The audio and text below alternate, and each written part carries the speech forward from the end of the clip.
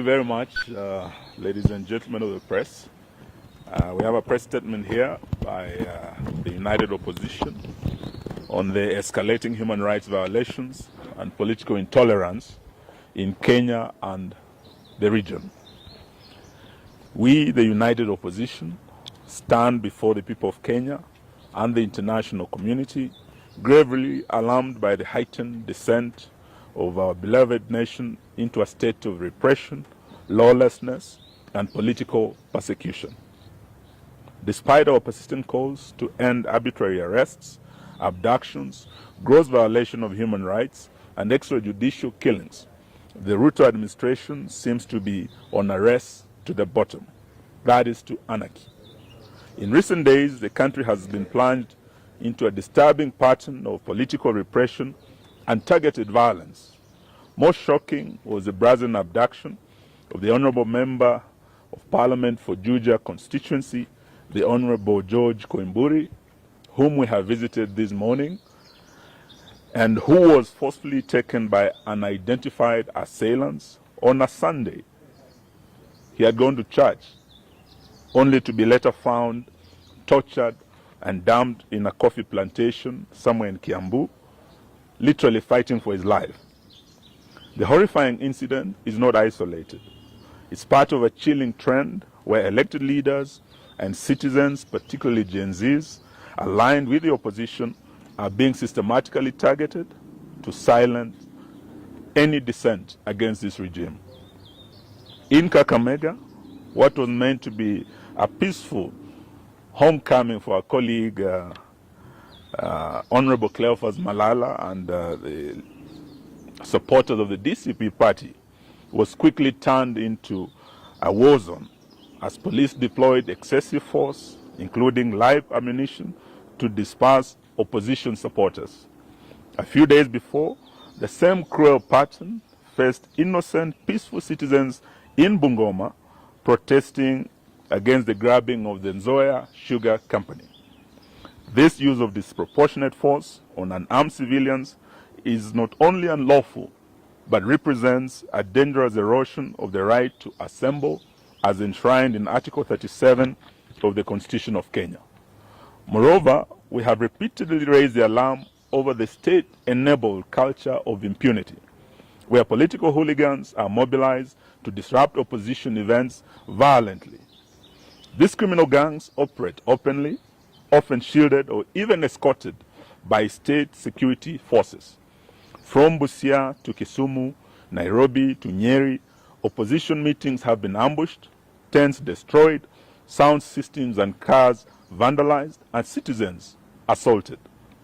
While the police stand by, or worse, collaborate in this chaos, this is no doubt a state-sponsored political terrorism. We also condemn, in the strongest terms possible, the murder of two Catholic priests, Father John Minor, who had just recently hosted the second deputy president. We also condemn the death and murder of Father Alois Cheriot Bet, who had also been paid a visit by DCI officers, only to be murdered shortly thereafter.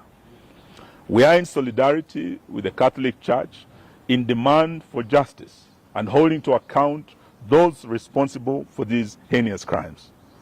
These violations are not only gross violation of the Kenyan Constitution, but also a violation of the African Charter on Human and People's Rights and other international rights statutes, including the Universal Declaration of Human Rights 1948, to which Kenya is a signatory, the International Convention on Civil and Political Rights, ratified by Kenya as far back as 1972, the African Charter on Human and People's Rights, which enshrines the right to liberty, assembly, and freedom of expression. These legally binding instruments obligate the state to protect, not to persecute, any of its citizens without exception. We are deeply disturbed by the growing role of private sector enablers in this crackdown. We call out telecommunication companies, in particular Safaricom, which may have turned a blind eye, or worse, actively collaborated with the regime in surveilling, tracing, aiding, and abducting of these citizens.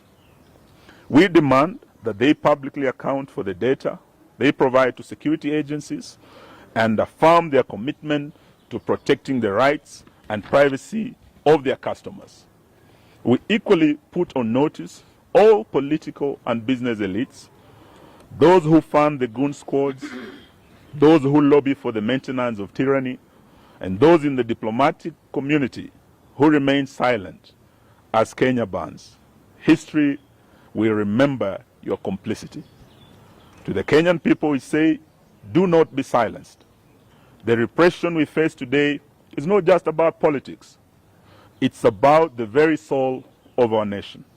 When voices are muted through fear, when leaders are abducted in broad daylight, and when bullets are fired at peaceful gatherings, the silence of one becomes the silence of all.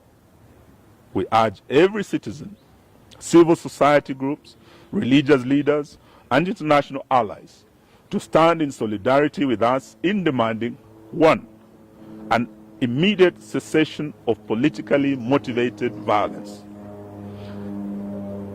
and abductions, enforced disappearances, and extrajudicial killings. Two, accountability for the telecoms and private actors enabling illegal surveillance, tracking, and data breaches. Three, an end to state-backed disruption of peaceful political assemblies. Four, the protection of constitutional rights, including the freedom of assembly, association, expression, and political participation. We would like to remind Mr. Ruto that he is not immune from prosecution for crimes against humanity, which includes abductions, torture, enforced disappearances, murders, gender-based violence, and other crimes. This is not a partisan issue. It's a matter of national concern and international concern as well. In fact, we want to declare it a national emergency. We will not relent until justice and the rule of law is restored and every Kenyan can live and speak without fear in this country. That's the end of our statement. Thank you very much.